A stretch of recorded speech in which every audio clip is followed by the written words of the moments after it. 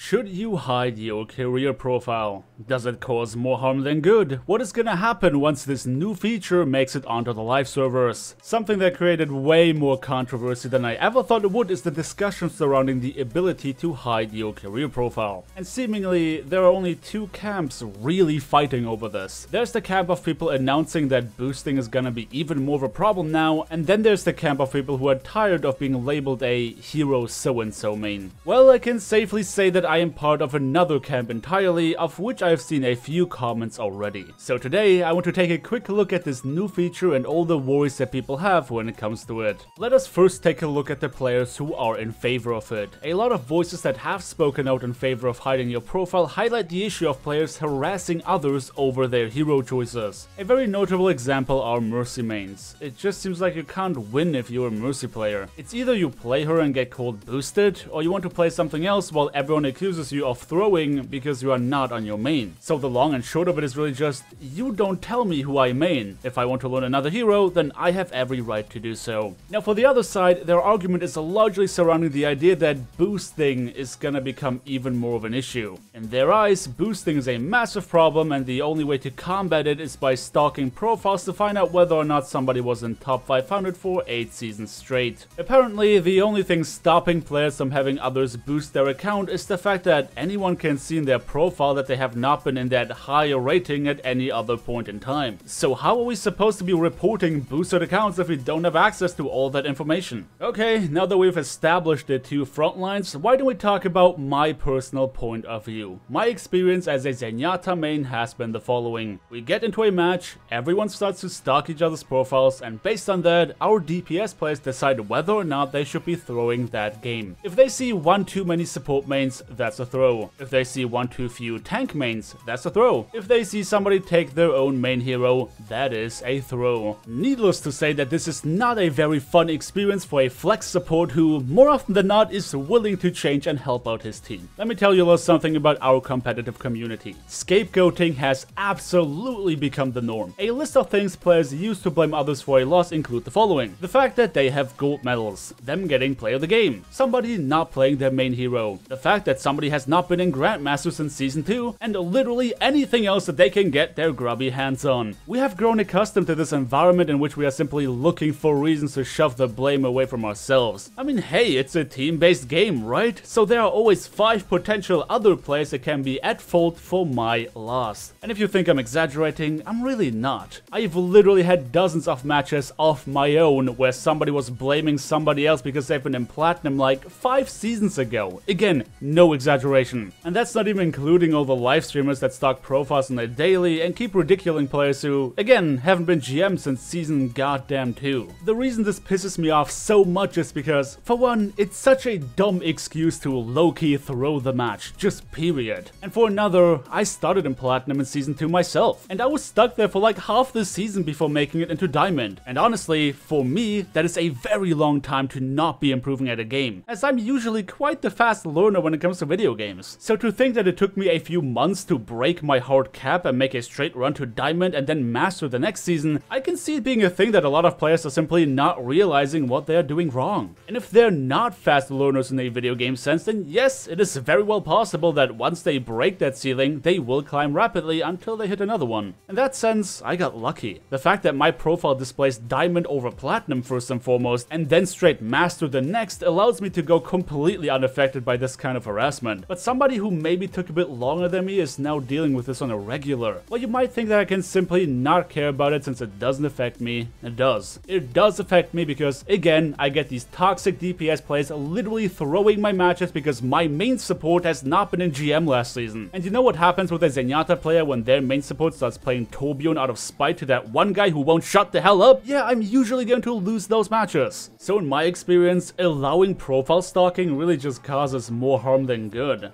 And for anyone pointing out the fact that creating cohesive compositions is going to be more difficult if you don't know what your teammates usually play, think again. We might be entering a completely new era of Overwatch in which 6 stacking is no longer punished by the matchmaker, and even further than that, it is being supported by the game itself thanks to the looking for group feature. We are looking at a future where players have all the tools at their fingertips to learn how to play Overwatch properly in a competitive sense, and that includes increased communication. So if you want to know what what everyone is playing, freaking ask them. You have a microphone for a reason, and if you don't, why are you playing competitive? The scapegoat that is, how are we supposed to report boosted players, just doesn't make any sense. Because for one, anything you say is a downright assumption, not a fact. Why would a player suddenly rank up so rapidly? Maybe they got a new PC with better performance. Maybe they just upgraded to a 144Hz monitor. Maybe they started watching tutorials. Maybe they are just now reviewing their own gameplay and found out where they can improve. Maybe they got boosted. Bottom line is that you do not know the reason behind it, so please don't pretend that you do. And if you come out crying that somebody is boosted, then guess what? That player is that much more likely to be throwing the game just because you are a toxic cunt. You know what? We'll get used to not being able to stalk profiles anymore. And we are going to get used to talking to each other. Toxic players will always be looking for excuses and they will keep finding them. I know that. But at the end of the day, I just want people to stop throwing my games in the hero selection screen already. And quite frankly, I think that this feature is a step in that direction.